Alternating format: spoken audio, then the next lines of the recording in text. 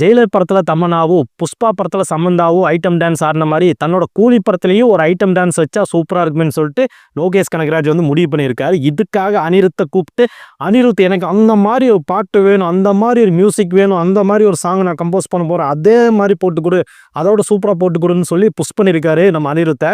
அனிருத் வந்து ஒரு பாட்டை போட்டுட்ருக்காரு. அந்த பாட்டு கேட்குறக்கு இந்த காவாலய பாட்டையே தூக்கி சாப்பிட்ற அளவுக்கு இருந்திருக்குது. அதுக்காக யாரப்பா ஐட்டம் டான்ஸ் ஆட வைக்கிறான்னு சொல்லிட்டு மணிக்கணக்காக ரூம் போட்டு யோசிச்சிருக்காரு. அப்படி யோசிச்சதில் கண்டுபிடிச்சவங்க தான் பூஜா ஆக்டே.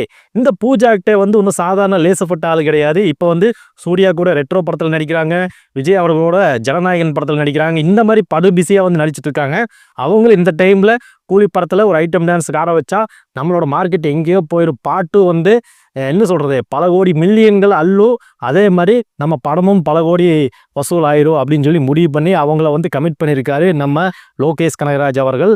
அவர் வந்து இந்த பாட்டில் வந்து நம்ம பூஜா ஆக்டாவை ஆட வச்சு ரஜினிக்கு பின்னாடி சின்னதாக ஒரு சின்ன 2 ஸ்டெப்பை போட்டுவிட்டா போதும், படம் டோட்டல் க்ளோஸு அப்படின்னு சொல்லி பிளான் பண்ணி இந்த வேலையை வந்து பண்ணியிருக்காரு. இதை பற்றி நீங்கள் என்ன நினைக்கிறீங்க அப்படிங்கிறத கமெண்ட்டில் சொல்லுங்கள். இந்த மாதிரி இன்ட்ரெஸ்டிங்கான அப்டேட்டை தெரிஞ்சுக்கணுன்னா நம்ம சேனலுக்கு ஒரு சப்ஸ்கிரைப் போட்டுருங்க.